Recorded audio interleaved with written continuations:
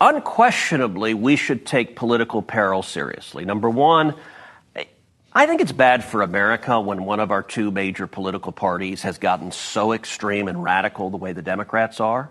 I mean, they're a party that is unified behind hate for Donald Trump. But number two, politically, in terms of the midterms in 2026, it's dangerous. And I'm telling my colleagues, look, if the election in 2026 depends on results, I think we have a lot to campaign on, whether it is securing the border and seeing illegal border crossings drop 99%, whether it is ending wars and President Trump negotiating the deal to release the hostages that Hamas had taken, or whether it is the economy and the record amount of money being invested in new factories and new jobs in the United States. I think substantively, Republicans have a lot to campaign on. Mm-hmm. That being said, and you're exactly right, Julie, there is a lot of energy, there is a lot of anger on the left, and elections can be dangerous when one side is mobilized, is angry. I'll tell you, in terms of fundraising, the Democrats are raising a lot more money because their radicals hate Trump so much. And look, angry, energized voters show up to vote.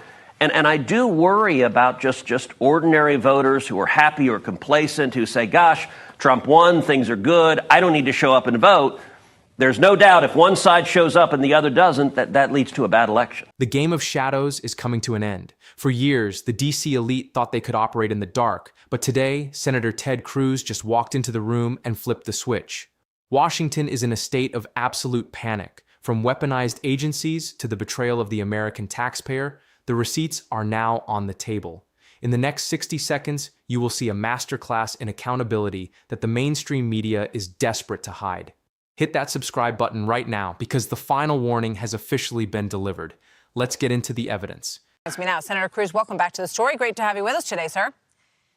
Martha, great to be back with you. So what's your response to Tommy Tuberville, the senator, and others, including Mitt Romney, who say that they see this as him carrying out the policy of the Biden administration, and they don't think that this is an impeachment offense?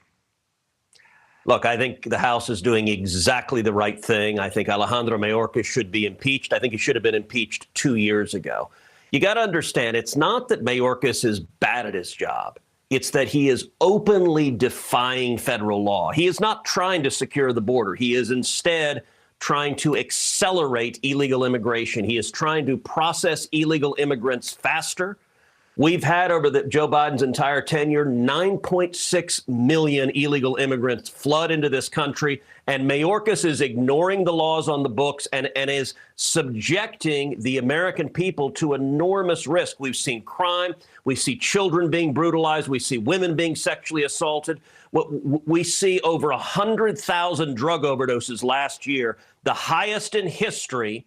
70% of that is Chinese fentanyl flooding across the southern border. And those body bags are very much the fault of Alejandro Mayorkas and Joe Biden and Kamala Harris. And so I salute the House for doing the right thing. It needs to be done. This needs to stop.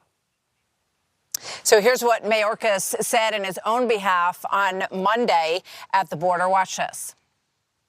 We need Congress to provide the supplemental funding that President Biden requested months ago. Some have accused DHS of not enforcing our nation's laws. This could not be further from the truth. I mean, he's clearly, Senator, carrying out the policy of the White House. They are, everything that they do and discuss as solutions is that they need faster processing power, essentially. Yep. To get people across the border. They don't talk a whole lot about doing that safely or humanely. They talk mostly about making sure they can increase processing power, right? That's exactly right. And let's be clear. This is the policy of Joe Biden. This is the policy of Kamala Harris. This is the policy of virtually every Democrat in the Senate and virtually every Democrat in the House. They support open borders because they look at 9.6 million illegal immigrants and they see them as future Democrat voters, and they're willing to ignore the suffering and abuses that are happening because they see a political benefit to that. Yes, Mayorkas is following orders, but those orders are utterly lawless. And I got to tell you, particularly since October 7th, since the war in Israel, the risk to this country of terrorists coming across our southern border. Martha, I think the odds of a major terrorist attack in the United States in 2024 are distressingly high. And Hamas and Hezbollah have been clear. They have called for a jihad for terrorist attacks right now in the United States. I spend a lot of time on our southern border. I can tell you the Border Patrol agents are very, very concerned about Hamas and Hezbollah terrorists coming across. And Joe Biden and Mayorkas, they don't care. They're looking the other way, and it's making the American people at much greater jeopardy. Well, you know what? We certainly hope that doesn't happen. But if it does, it's going to reflect on some very difficult, some very bad choices in terms of letting people across the border. And it's clearly playing with fire when it comes to who has been allowed in here that we know are on the terrorist watch list. So that's a very troublesome reality. Senator, thank you. Very good to see you today. Senator Ted Cruz. Thanks, Martha. Appreciate it. Senator Cruz. Thank you, Mr. Chairman. Director Wray, I'm deeply concerned that the FBI and the Department of Justice have become thoroughly politicized. I think this is a problem that began during the Obama administration. I think it metastasized with career officials during the Trump administration, and I think it continues and is even worse today under the Biden administration.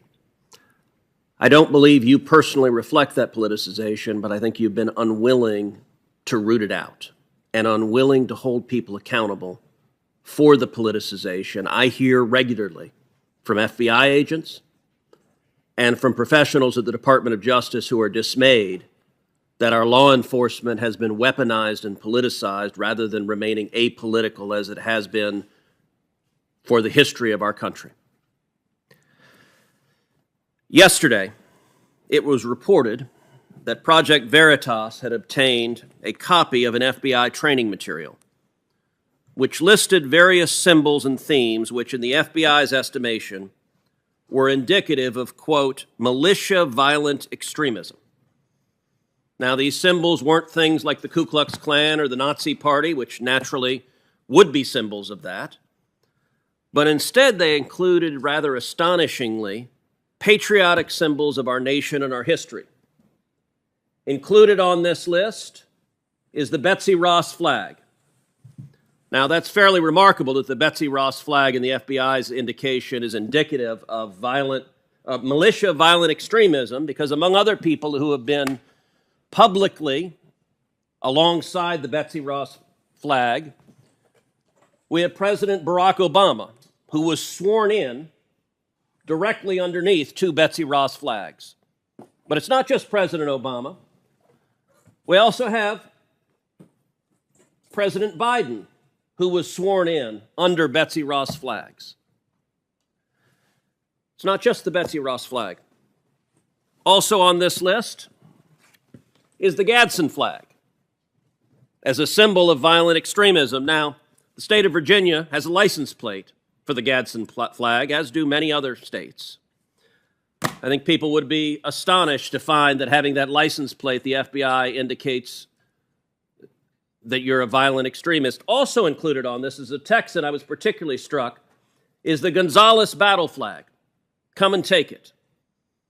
As indicative of being a violent extremist militia. Well, I will self-report right now that every day in the Senate I wear my boots that have the Gonzales battle flag on the back of them. Director Wray, what are y'all doing? This makes no sense. Do you agree with this FBI guidance that the Betsy Ross flag and the Gadsden flag and the Gonzales battle flag are signs of militia violent extremism? Well, Senator, I'm not familiar with the particular document you have behind you, and I'm not in the practice of trying to comment on documents that I haven't recognized, but I will tell you that when we put out intelligence products, including ones that reference symbols, which we do across a wide variety of contexts, we usually take great pains to put caveats and warnings in the document that make clear that a symbol alone is not considered evidence of violent extremism, and it's... Well, but Director Wray, you don't include things like Antifa, you don't include things like Black Lives Matter. Instead, you identify patriotic Americans as suspects. And I would note there's a pattern of this. As you're aware, the National Association of School Boards asked the Attorney General to investigate parents as domestic terrorists under the Patriot Act.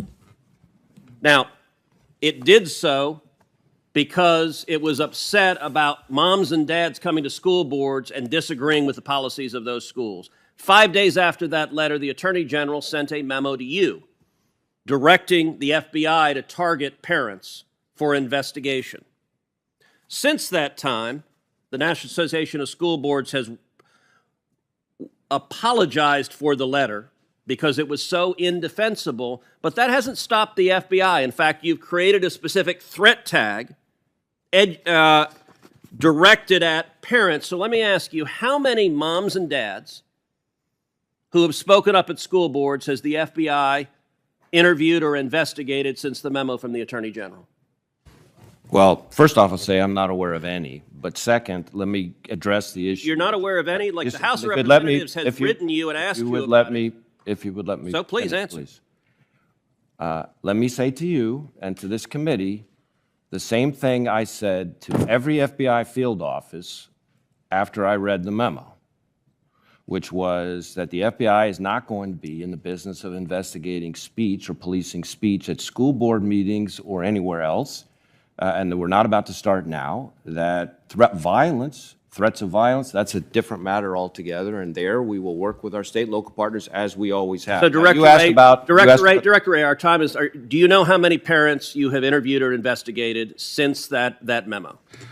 I am aware that we have had a small number of assessments, which is less than an investigation, and a few full investigations. Hold on. how many have you Hold on.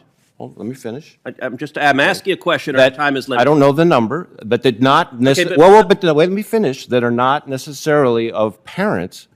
We have individuals who have made threats against a variety of people, sometimes school board officials, sometimes other people as well. Director Wray, I will point out the House of Representatives has sent you oversight letters detailing dozens of investigations under a threat tag directed at parents, moms and dads, who G-men have come in because they spoke out against mask mandates or vaccine mandates or critical race theory, and suddenly the G-men show up. And this was after the Attorney General claimed it wasn't happening. And so the pattern, sadly, we've seen, you say you don't know how many there are. The follow-up will be I'll send you a letter, and you'll send back a letter that says I refuse to answer it. Let me give another example. Recently, there was the case against individuals charged with kidnapping and murdering Governor Gretchen Whitmer in Michigan. That case ended up an absolute debacle where the 4 people who went to trial, 2 of them were acquitted, 2 received mistrials. None of them were convicted on even a single charge, and the basis of the defense was entrapment, that the FBI, that paid enforcements for the FBI, had suggested and had incited the conduct. Let me ask you, how many FBI agents were disciplined or reprimanded after that disastrous case and the misconduct that led to every defendant being acquitted or having a mistrial on every charge? Senator, I can't comment on a personnel matter. I can tell you that that case, as I understand it, is now pending a retrial, as I understand it. Well, the special agent in charge of that case has now been sent to D.C., to the Washington, D.C. office, and now leads the investigation regarding January 6th. Is that correct? That doesn't sound right to me. That does not sound right. The name of the individual is Stephen D'Antuono. It was run out of the FBI Detroit field office. And by the way, I will point out that the lead investigator, Special Agent Track, are you aware that he was apparently fired for allegedly beating his wife after coming home from a swingers party, and he'd made multiple derogatory political posts about President Trump showing political bias? Are you aware of that? I am aware of, I think, the incident you're describing and action that was taken about it. To clarify on the first part of your question, Mr. D'Antuono was the special agent in charge of the office, the Detroit field office, and is now the assistant director in charge of the Washington field office. I thought you were asking about the agent who was responsible for the So the guy in charge got promoted and is now in charge of the January 6th investigation. The guy in charge of the whole Detroit field office is now in charge of the whole Washington field office. That is astonishing. Senator Coons. Did not choose those members. President Trump did. Moreover, Chief Judge Boasberg would not have known whose records these were. As the Administrative Office of the Courts has explained, at the time when prosecutors applied for these orders, they did not include identifying indications like names of account holders, nor did they disclose the government's underlying subpoena. That was standard operational practice. And I'd offer the letter from the Administrative Office of the Courts as another exhibit. It will be admitted to the record without objection. So the applications would not reveal whether a particular phone number belonged to a member of Congress. Jack Smith's House testimony confirmed that he did not provide that information to Chief Judge Boasberg per DOJ's policy at the time. The Administrative Office of the Courts also made clear that judges do not approve grand jury subpoenas. And Smith's testimony, of course, confirmed that too. So if Chief Judge Boasberg didn't know whose toll records were the subject of the non-disclosure orders, and he didn't approve the subpoenas, why did these attacks persist? Well, it appears that the grievances, the campaign, if you will, against Chief Judge Boasberg seems mostly to involve the MAGA DOJ. First, when FBI Director Patel lied to us that he couldn't describe his own grand jury testimony, he blamed it on a supposed court order from, quote, the DC District Chief Judge, who is Chief Judge Boasberg. Boasberg exposed Patel's lie in a collateral civil proceeding, saying Patel could divulge the contents of his own testimony, and, quote, nothing was preventing him from doing so before the committee. So when Patel came back, he had to lie again to us that his grand jury testimony, given under immunity, after he had asserted Fifth Amendment rights against self-incrimination, had already been publicly released. That wasn't true either, of course. Second, when DOJ wanted to illegally jet people in the dark out of the country to a Salvadoran prison, Chief Judge Boasberg was on duty and ordered that stopped. This infuriated the MAGA DOJ. Then Principal Associate Deputy Attorney General Emil Bovee told DOJ lawyers that if courts stopped these deportations, they'd need to be ready to tell judges, F you, using the full four-letter word. Boasberg, obviously a very likely FU target. In that matter, considerable evidence of contempt of court by DOJ caused Boasberg to schedule contempt proceedings. We don't know all the facts, but we do know that two Trump judges on the DC Circuit stepped in and blocked that contempt hearing with a very unusual 4-month-long administrative stay, during which Bovee, a subject of that DOJ contempt proceeding, was hustled through this committee onto the Third Circuit without any factual record from the contempt proceeding for the committee to see. Bovee's judiciary hearing was so important to MAGA that Bondi and Blanche came over here to give the eyeball to colleagues present. After the full DC Circuit cleared Chief Judge Boasberg to resume his contempt proceedings examining Bovee and DOJ, a handful of Republican senators within days, he was cleared Friday, the letter fell Monday, sent a letter to the DC Circuit Chief Judge seeking Judge Boasberg's suspension, pending impeachment proceedings against him by House Republicans. Anything to stop the contempt proceeding into Trump's MAGA DOJ. And now we have the chairman's letter. Adding to this, the MAGA AG had filed a misconduct complaint against Chief Judge Boasberg based on a private comment he allegedly made within the Judicial Conference. The Judicial Conference is an administrative, not adjudicative body, chaired by the Chief Justice, whose proceedings are considered private. Here was the alleged offending comment.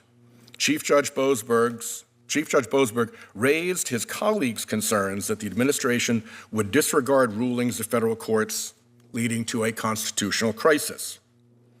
The so-called ethics complaint looks like yet another strategic tactic to block that contempt proceeding.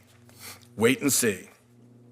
Then in the recent CR, Republican senators retroactively made illegal Chief Judge Boasberg's lawful authorization of those NDOs, adding to the rhetorical heat. It gets worse. In November, Trump's personal lawyer, now MAGA's Deputy Attorney General, went before the Federalist Society to urge war against certain federal judges, ones who are, quote, repeat players, or, quote, stop an entire operation or an entire administrative policy. He did not say Judge Boasberg's name yet, but this hearing today is not as coy. All of this looks very much like a MAGA-coordinated strategy to bring pressure and threats to bear on a federal judge, an environment in which violent threats are prevalent and in which MAGA DOJ repeatedly refuses to assure us that proper investigative practices are being followed with regard to such threats. Presumably, the purpose is to scare Judge Boasberg off or block him from examining contempt of court by MAGA's Department of Justice. There was a time when I'd have hoped a Senate Judiciary subcommittee would not be roped into a scheme to amplify pressure and threats against a sitting federal judge. But here we are, in a hearing that specifically targets Chief Judge Boasberg. And look who wields the gavel.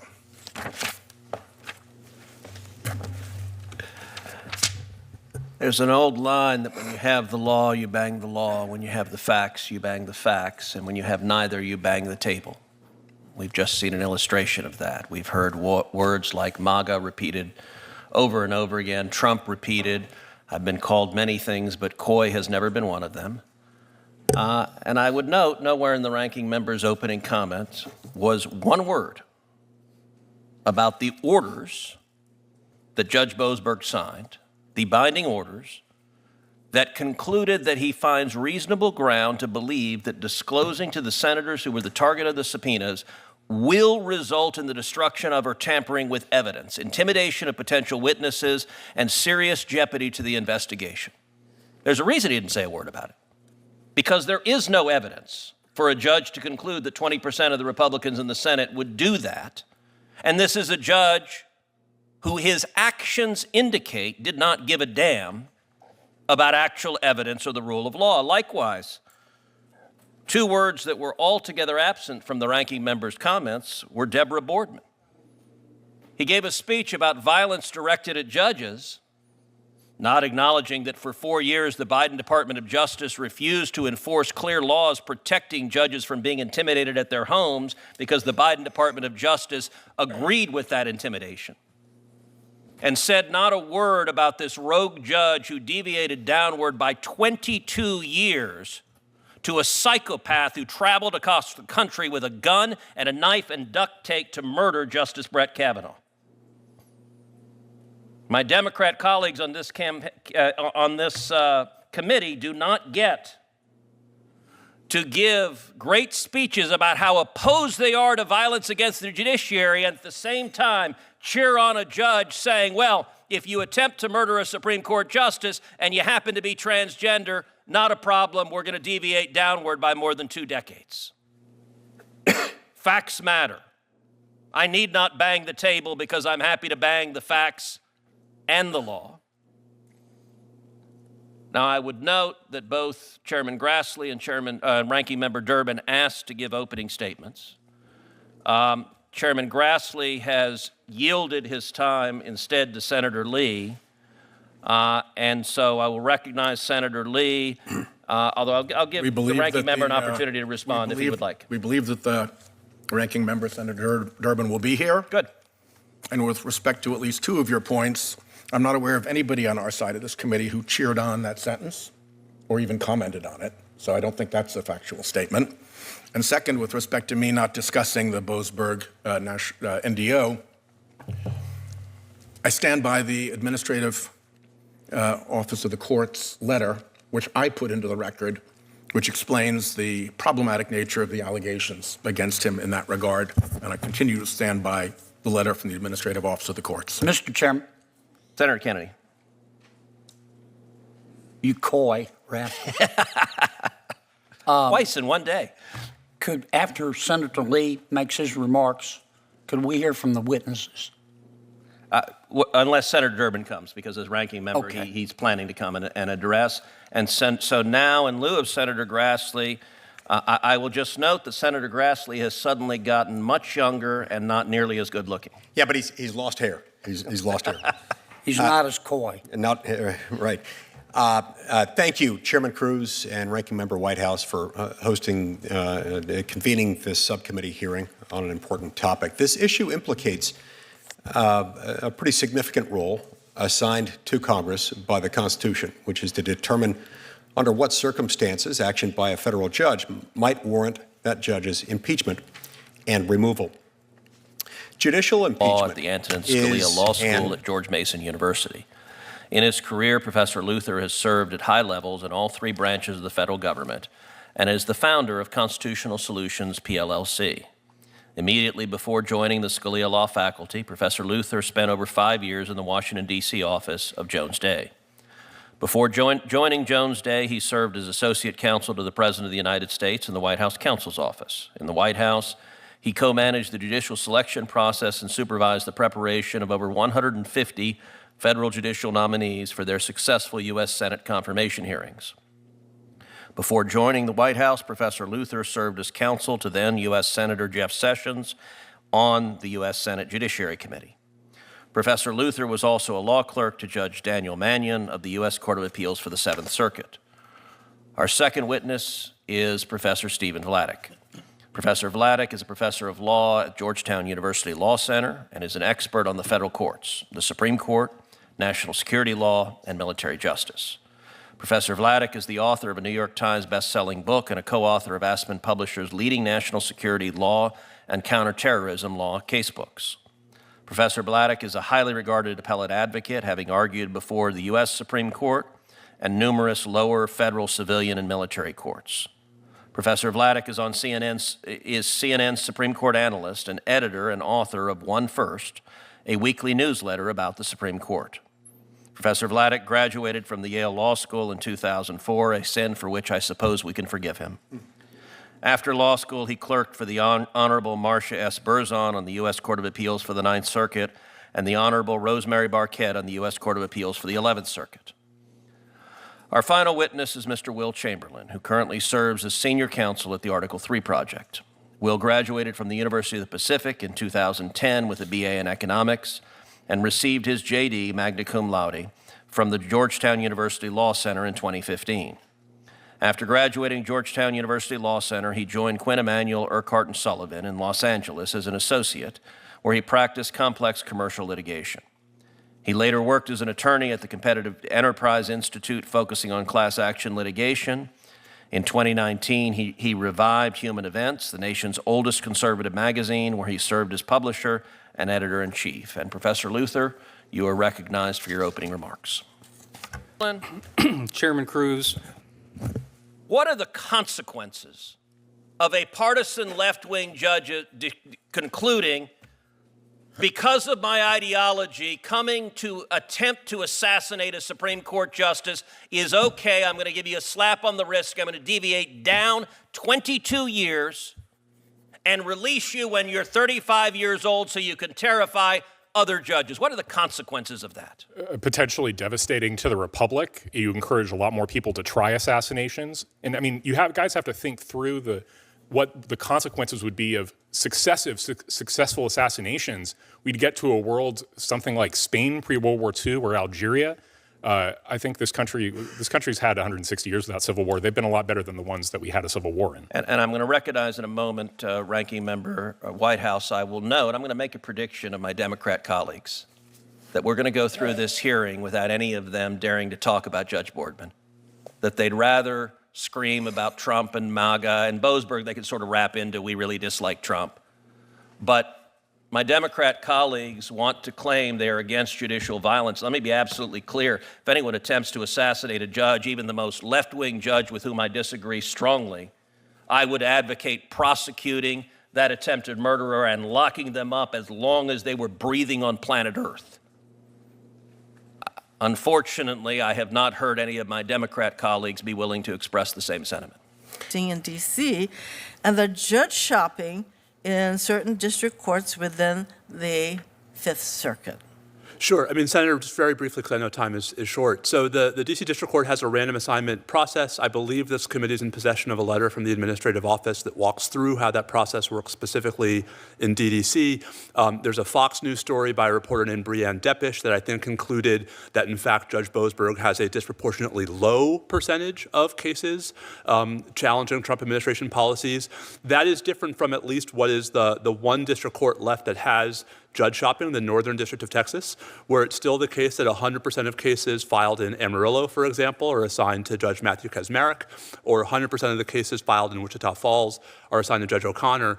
And Senator Hirono, I think it's a relevant point because even as I think, have visibly been one of the loudest public critics of the practice of judge shopping, never did I call for the impeachment of Judge O'Connor or of Judge Kaczmarek, even for indulging this process, even for denying motions to transfer, even in the case of Judge Kaczmarek for taking a shot at me, right? This is how the court system is supposed to work. When things go wrong in that process, we appeal or we reform. And just really briefly on the call records, that to me is the productive part of this conversation.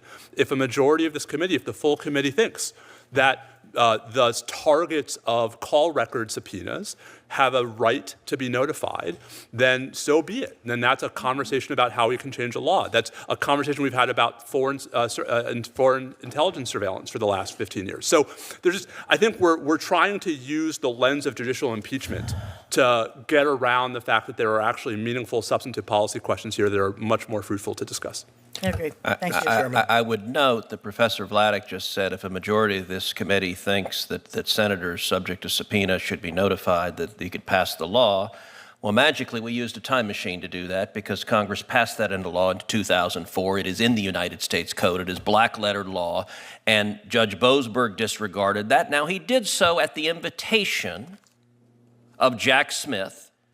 And I would say my Democrat colleague said, well, gosh, it's standard practice not to tell a judge the number you're subpoenaing. It is not standard practice to subpoena 20% of the Republicans in the Senate and the opposing party. And I'm confident my Democrat colleagues would be really pissed if the Trump DOJ subpoenaed 20% of the Democrats in the Senate and concluded with no basis in fact that the mere fact that they are Democrats demonstrates that they... Not clear, Senator Hirono can it, respond, but you can... I'm happy to recognize you to respond, but I would ask you not to interrupt me because I am not interrupting you.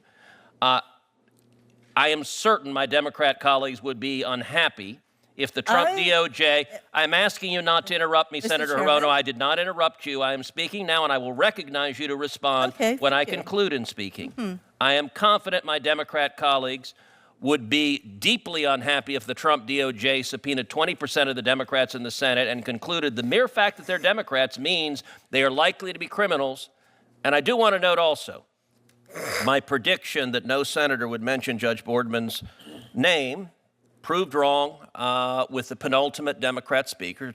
Senator Hirono did mention her name, and 100% of what she said is the decision is on appeal. And I would welcome any of my Democrat colleagues to say that Judge Boardman's decision to deviate downwards by 22 years to reward an attempted assassin, the Supreme Court justice, is anything but disgraceful, brazen, and encouraging more political assassinations. To defend it is anything other than a complete dereliction and abuse of her oath of office. Senator Hirono, you're welcome to respond.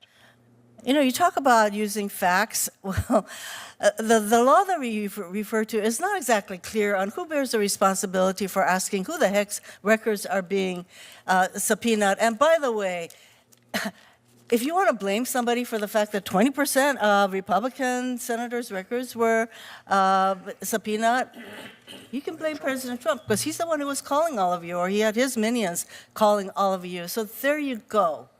That's all I have to say. You know, it is an amazing statement that Democrats now believe that the fact that a member of the Senate speaks to the President of the United States is sufficient to subpoena their phone records and presume they are criminals. Why don't we move because, on? Senator, you don't get to say move on because you don't have the gavel, but I will say this. Sad to say, well, perhaps if you hadn't presided over a disastrous economy and an open border and wars across the globe, you might still have the majority, but you don't. And my point is very simple. It is not a criminal conduct to speak with the President of the United States, and it is ludicrous to suggest that it is. And of course, I didn't make that suggestion, so that's why I'm saying, can we move on with this? And while we're doing that, Unnecessary since hearing. Professor Vladeck mentioned a letter from Director Conrad at the Administrative Office of the United States Courts, I'd offer that letter that he mentioned as an additional exhibit. The letter will be admitted without objection. Senator Blackburn. Thank you, Mr. Chairman. Amazing how our colleagues across the aisle are all about the rule of law and different things now when they chose to really just go rogue on so many issues during the Biden administration. Mr. Luther, I do want to come to you, and I want to return to this issue of the NDO. And I have found it being one of those that had my records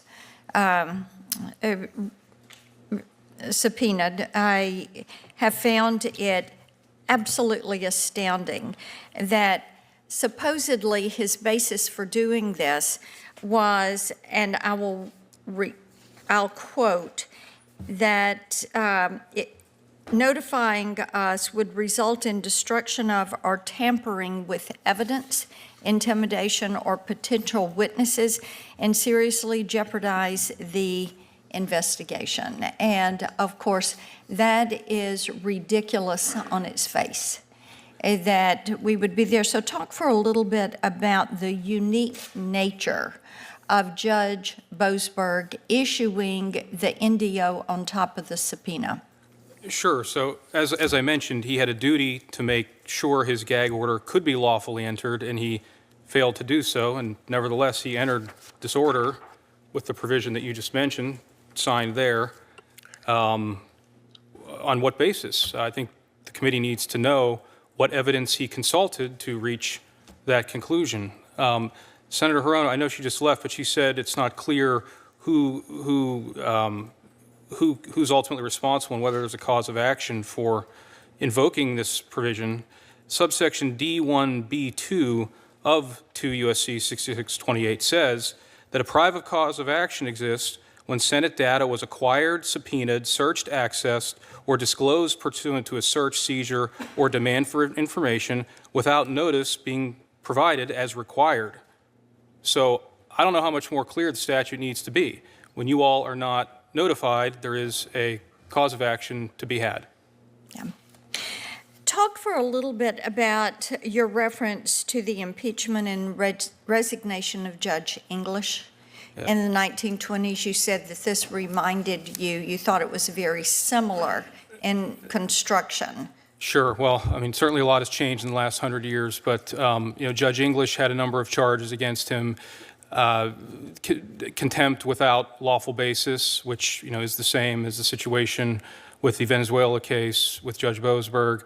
Judge English was also apparently having some issues where he called in a number of government officials under the name of a fake case, the mayor, the sheriff, the county lawyer, and he just berated them, curse words, and then he sent them on his way. The use of the imaginary case reference is more of an analogy, but the reality is that, there was no case in Judge English's case. In this case, the Venezuelan individuals had already been removed, and the language that Judge Boasberg is saying his order contained is not actually the order the language in the order. Okay, thank you. I want to move on with you to the speech and debate clause. We touched on that just a little bit earlier, and there was an email exchange. Mr. Chairman, I don't know if we have entered this into the record or not, but it's Wednesday, 17th of May, 2023 exchange between some of the attorneys, and I would ask that we submit this into the record. Without objection, it will be admitted. And this is from some of the public integrity section, and they acknowledge that there is some litigation risk in moving forward in the manner that they chose to go forward. And he makes the point that compelling the disclosure of the phone records would be a blatant violation of the speech and debate clause. So talk a little bit about the importance of that in this case. Yes, I'm familiar with the email you're referring to. It is Conduct by not telling the judge, but apparently the judge didn't give a damn because he didn't think to ask. But let me just ask you, did Judge Boasberg have any factual basis whatsoever to sign multiple orders that says the court finds reasonable grounds to believe that such disclosure telling the senators will result, not may result, will result in the destruction or tampering of evidence, intimidation of potential witnesses, and serious jeopardy of the investigation? And I would note to you that the claim now is he didn't know who the hell it was. So did he have any possible factual basis other than a brooding animus to all Republicans and that all Republicans are criminal? Is there any other conceivable basis? Senator, I haven't seen the government's application. Perhaps you have, and I don't want to risk delving into areas that are confidential. But without having seen the government's application for the NDO... You're very clever. What do you think? I mean, I can speculate that there was very likely information in the application, given that the grand jury agreed to issue a subpoena. All right, assume for sake of argument there was no evidence, because Jack Smith said, I didn't tell them they were senators, so you're leaving out a lot of details. So assume, this is a hypothetical, you've argued in court many times, the hypothetical is the Department of Justice told him nothing. I believe that hypothetical to be true, but assume the hypothetical. Is there any basis for signing these orders over and over again without the judge saying, gosh, can you give me one piece of evidence before I sign this order? So, Senator, you're asking me to answer whether the Justice Department provided no factual proffer and he approved the application. No, I'm saying if DOJ provided no facts to support this, would Boasberg have any basis for signing it without any factual predicate whatsoever? I mean, I think the question would just then become, what was the standard practice? And on that regard, I would defer again to the letter that I don't care if the standard practice is to be lawless. My question is, you're a law professor. You've been an appellate advocate. As a judge, one day, if there's a Democrat in the White House, you may be a judge. That wouldn't surprise me at all. Would any judge have a basis for signing an order with zero evidence and saying, the court finds? Is that consistent with the judicial oath, yes or no, assuming the hypo of no evidence? If the Justice Department had provided no evidence in support of it, then I would think that an order that nevertheless approved it would be inconsistent with the law. I do as well. Senator Hawley. Thank you very much, Mr. Chairman. Thanks for holding this hearing. I just want to, maybe I'll start with you, Professor Luther, and just see if I can figure out what the baseline here is. We've now learned today, it's been said over and over by our Democrat colleagues, that Judge Boasberg can't be held to account. He did nothing wrong because he had no idea whose records he was issuing subpoenas for. And he didn't inquire, he didn't ask, he just signed it, as Senator Cruz was just saying. That is despite 2 U.S.C. section 6628C. So is that just how it works? That it's fine, the judge can just, whatever DOJ says, he doesn't need to inquire. Separation of powers concerns, he doesn't need to ask about it. It doesn't matter, he can just sign it. That's certainly not how it's supposed to be, but based on the evidence that's publicly disclosed, that seems to be the best evidence of what happened. And is that how non-disclosure orders work as well, that you can get a non-disclosure order against specific individuals, not to notify specific individuals, if there's some suggestion that somewhere someone in the universe might disclose or tamper with evidence somehow in some way? Is that how a specific non-disclosure order works? I've never heard of such a thing, but maybe I just missed it. That's the point where Smith's team should have told Judge Boasberg, these are senators, and there are different obligations under the law for how we treat them. I've never heard of a non-disclosure order. I was the Attorney General of my state. We sought these things in the past. I've never heard of one where you said he forced his way onto the case. In the dead of night, while he's on vacation, Judge Boasberg abused his power as chief judge to force himself onto that case. Judge Boasberg doesn't judge cases involving President Trump impartially. He has made it clear time and time again in his rulings and his comments that he, instead of wearing that black robe, wears in fact a blue jersey. He has continually abused the power as chief judge in 5 separate ways. 1, forcing himself onto hot button cases. 2, abusing his power on the Judicial Conference to fearmonger to the judiciary about the specter of a non-existent constitutional crisis. 3, rubber-stamped gag orders on subpoenas against U.S. senators. 4, trying to hold DOJ lawyers in contempt for a case the Supreme Court said he had no jurisdiction over. And 5, he sits on the Circuit Judicial Council, which would be able to overturn any disciplinary action taken against him, interestingly. Article 3 has not policed itself. That's the reality. We have to be able to check a rogue judge through the impeachment process, and I don't say that lightly. The House must exercise that power. I want to also note, Professor Luther, it's good to see you again. I appreciate your testimony. You're an expert on the American judiciary and judicial power. Article 3 states that judges should hold their offices during quote-unquote good behavior. If a judge then steers a case involving that litigant from another judge to himself by reassigning that case outside of normal procedure, is that good behavior or abuse of the judicial process? That is not good behavior. There's surely an internal operating rule on how cases are assigned, and to violate it would be a violation of his judicial duty. If a judge were aware of a federal statute prohibiting him from issuing a certain type of order and then issues that prohibited order, is that good behavior or abuse of judicial power? I think that's a violation of the judicial oath, so an abuse of judicial power.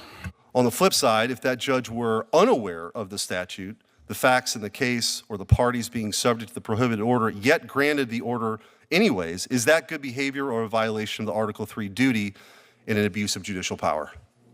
Well, if he didn't know about the rule, that's maybe a little vaguer. But, you know, we expect our federal judges to be aware of the law, just like we expect citizens to be aware of the law, and we hold them accountable even if they weren't.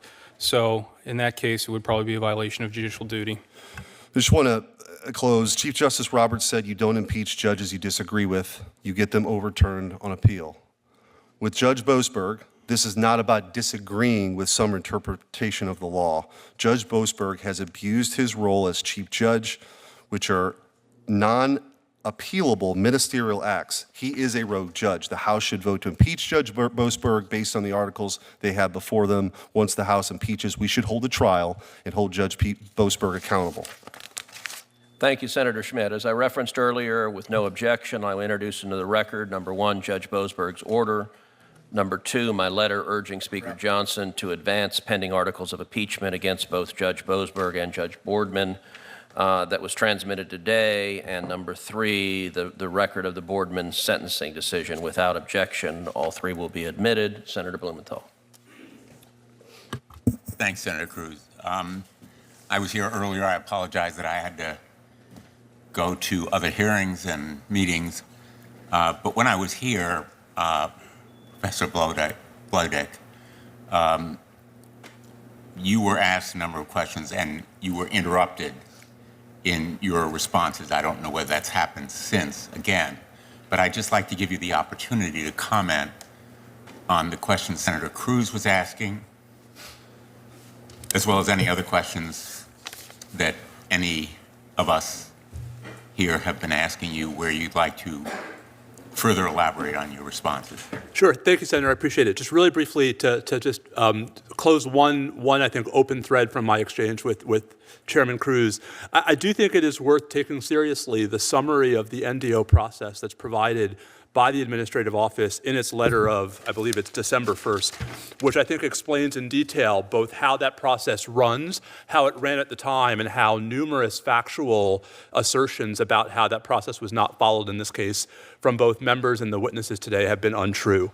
To Senator Schmidt in particular, I actually think it's worth pointing to the other AO letter, which Senator Whitehouse introduced into the record, which specifically addresses the question of whether there was any impropriety in the assignment of the JGG Alien Enemies Act case to Judge Boasberg, and says, and I quote, "The court has confirmed to the AO that there were no deviations from the standard assignment process," and that's on page 4 of that letter. So, again, I think the point that just should loom over all of this is that I do think there are rich conversations to be had about randomized case assignment procedures across the federal judiciary. Further to my exchange with Senator Hirono, I think there are rich conversations to be had about the burden the Justice Department should have to meet in all NDOs. And I think there are rich conversations to be had about who should be able to challenge those orders when they're signed by a federal judge. Those conversations are the ones that, to me, we ought to be having today, and not trying to distort the record to place the blame on a judge who, by all accounts, was by the book. For me, the central question is the one that Senator Whitehouse asked you about the distinction between substantive decisions and ethical or misconduct that properly is the basis for potential impeachment. But in none of the impeachments so far in the history of the United States have any centered on the substantive outcome of a judge's ruling. And I take to heart the comments made by Chief Justice Roberts. Would you agree?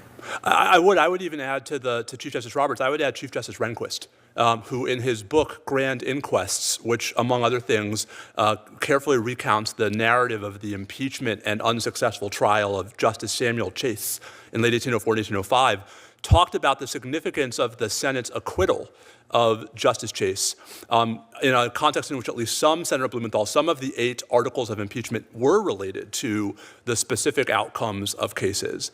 And Chief Justice Rehnquist in his book says the fact that the Senate did not conclude that that was the ground and that was a basis for removing a Supreme Court justice has been a critically important, I'm paraphrasing, but a critically important feature of the judicial independence we've enjoyed in this nation for the 200 years since. And so, again, it seems to me that judicial misconduct happens.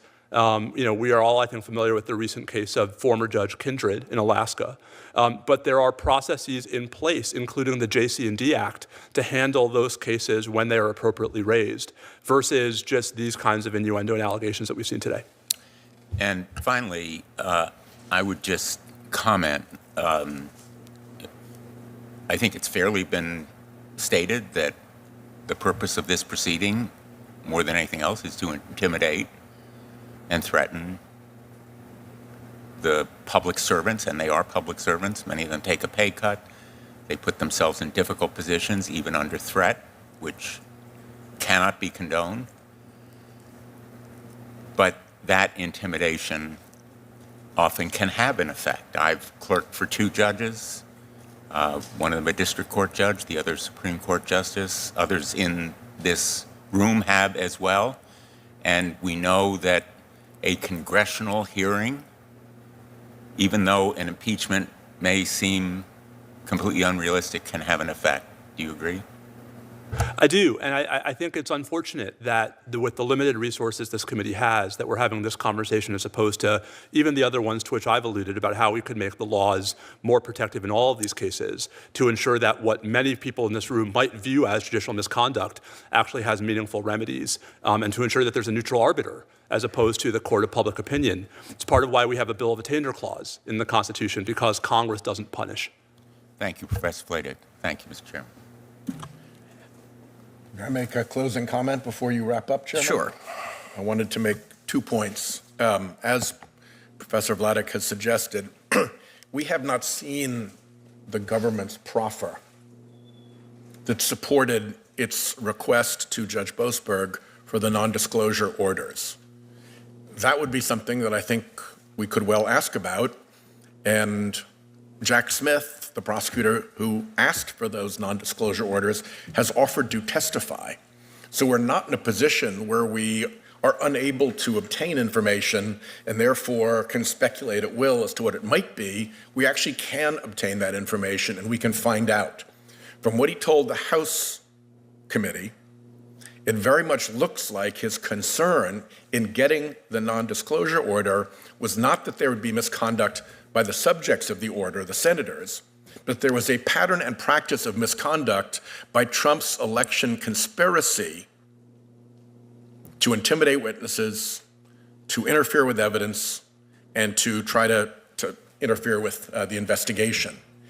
And I'm more than happy to have him come in and explain what was said behind that. But when we don't know it and are just speculating, I think it's really irresponsible to lay an enormous burden of alleged misconduct on a judge when the actual answer of what he was told and why he was told it is available to us. We should do that. The second point I want to make is that just recently, one of my colleagues read from a complaint against Judge Boasberg. And it's worth noting that that complaint was made by Attorney General Bondi. If I am right that there is a multi-part pressure campaign on Judge Boasberg being brought to bear on him because they don't want the contempt proceeding that he is pursuing to go forward, then a complaint that has been brought by the Attorney General, whose department is the subject of that contempt proceeding, has enormous conflict of interest and bad motive potential. If it is designed to confect an allegation of misconduct against a judge in order to disable his ability to follow through on the contempt proceeding, that's a pretty wrongful motive in my view. And we also don't have any notice of what has become of that complaint. It may have no merit whatsoever. Just on its face, it looks to me non-meritorious. So as long as we're going to bring an allegation like that into this proceeding, I think it's only fair to point out the conflict of interest behind the individual making the allegation and the fact that that allegation, there's no record here that there's any truth to the allegation at all. Indeed, it's under consideration.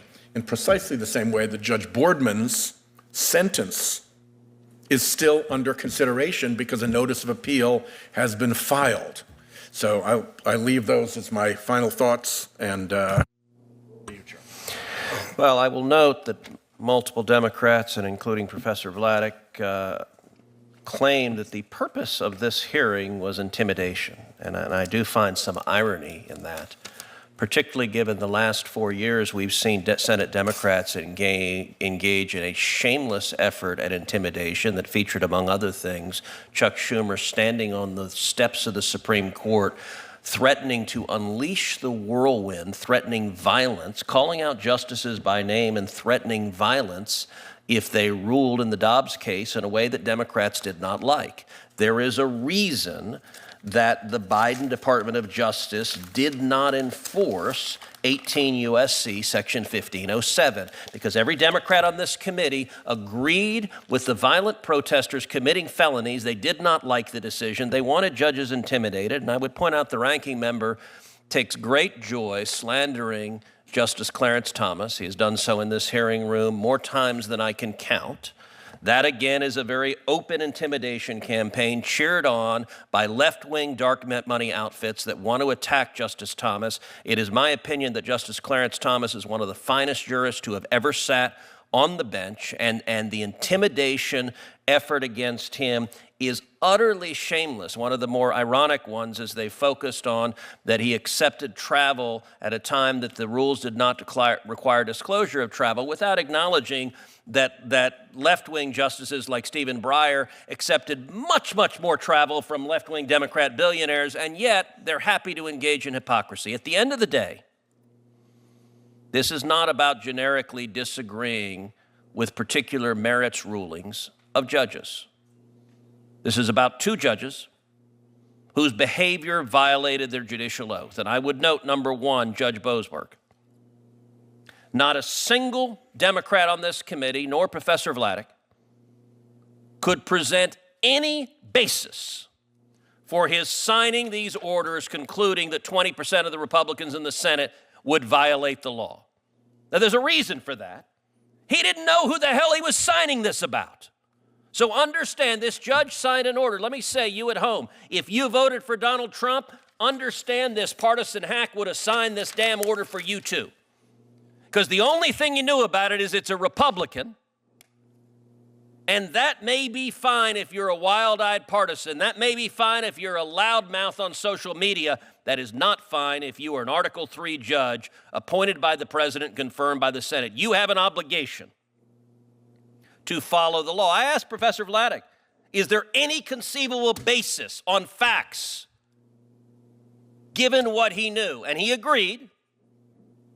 If the Justice Department did not present a factual predicate, I believe they did not, that this was a violation of his judicial oath. Now, Senator Whitehouse has said, let's bring Jack Smith to testify. Fabulous. You know what? We're going to.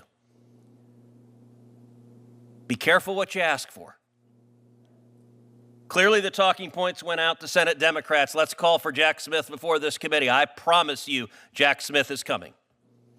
Chairman Grassley has made clear he will testify under oath in front of this committee as soon as the due diligence and deposition process is over. But that will happen, and I would like it to happen sooner rather than later. And you better believe I'm actually quite glad because Senator Whitehouse said he wants to see Jack Smith's proffer of evidence to justify those subpoenas. I would ask Senator Whitehouse, would you join me in a bipartisan request to the Department of Justice to hand those over immediately to this committee? Be glad to work with Senator Durbin and the chairman on that, but I think the protocol is that they have the wheel on that. I would I do believe it was actually Ranking Member Durbin who first proposed it. So he did not propose handing the information over, and indeed, I want to see every bit of that information. I'll also say the prediction I made about Judge Boardman. So look, Boasberg, my Democrat colleagues could get away with screaming Trump, MAGA, January 6th, wahaha.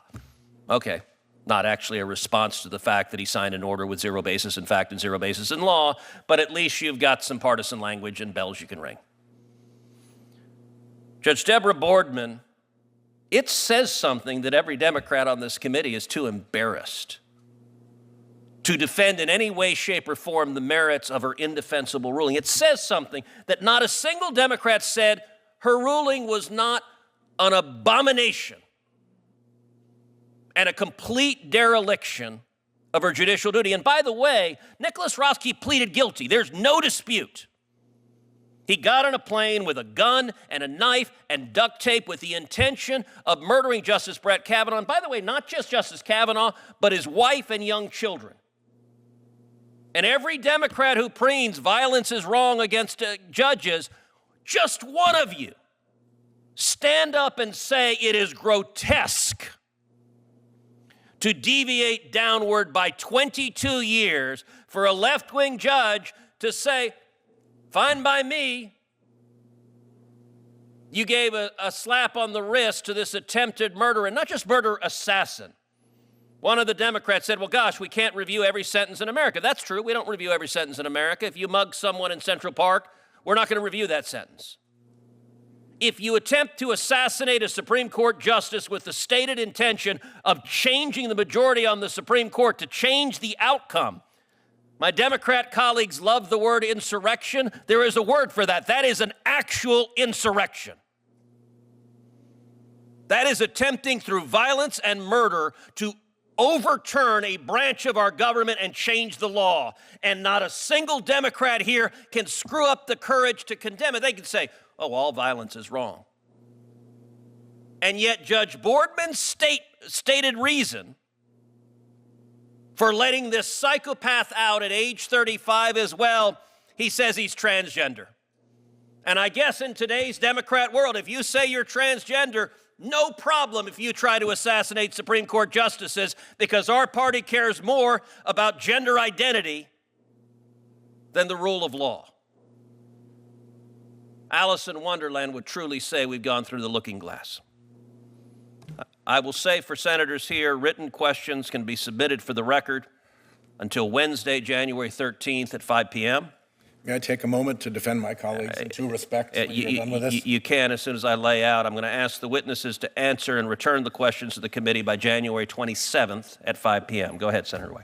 Two things. One, while a legal proceeding is ongoing and a notice of appeal has been filed with respect to Judge Boardman's sentencing, and having been a prosecutor, even from the prosecutorial side, I don't think that hectoring the judicial appellate process from Congress is appropriate or helpful. That is an ongoing process. The second is, you said that none of us had presented any basis by which Judge Boasberg could have justified the NDOs. We actually did in three respects. First, there's a proffer of some kind out there. We can always get access to that, and I'm happy to pursue that. Second, we can get answers from Jack Smith. What did he say? What did they know? And the third is that it's not hard to deduce from his testimony in the House that his rationale for allowing that was that the Trump conspiracy had a track record of interfering with investigations and attempting to intimidate witnesses, an established track record. So I've never done a case involving a sitting president, but I've done cases involving criminal groups. And the fact that people's toll records have been sought and a non-disclosure order has been sought can often mean that the danger in the case is not that those witnesses will misbehave, but the subject of the criminal investigation will endeavor to interfere with those witnesses, tamper with those witnesses, destroy related evidence to what those witnesses might say to try to undermine the investigation. It is at least plausible that the entire responsibility for the non-disclosure order was foreseeable misconduct by Donald Trump and his co-conspirators, and not any foreseeable misconduct by colleagues. Thank you. And I would note that Senator Whitehouse's novel defense there, which is that Donald Trump was engaged in a massive conspiracy, it's essentially a longer version of Orange Man Bad, that might conceivably justify a non-disclosure order to President Trump. I don't think it would, but it conceivably would. You're suggesting it relates to his conduct. Except non-disclosure orders work, but I've got to go because I'm due on the floor. I will point out that Judge Boasberg did not know or allegedly did not know who the targets were, which means it was any of 330 million Americans. He had no idea, and yet he was willing to enter a finding with no basis in fact. If you don't know who it is, you can't have a basis for fact, but he didn't care. He didn't care because Republicans bad, and as Senator Hirono said, well, gosh, the fact that you spoke to President Trump on the phone, all right, I'm going to confess, I spoke with President Trump on the phone the day before yesterday. And if that is sufficient to subpoena the phone members of any member of the United States Senate, then we are seeing the separation of powers and the rule of law profoundly undermined. I'm going to make a prediction. The letter that I sent today to the Speaker of the House urging that Judge Boasberg and Boardman be impeached, I believe the House will impeach both of them.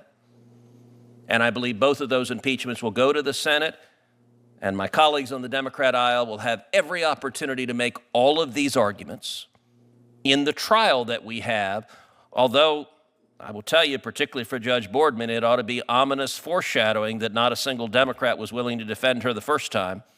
We'll see what happens when it's an actual impeachment trial. And with that, the witnesses are thanked again, and this hearing is concluded. What we just witnessed was more than a hearing. It was a reckoning.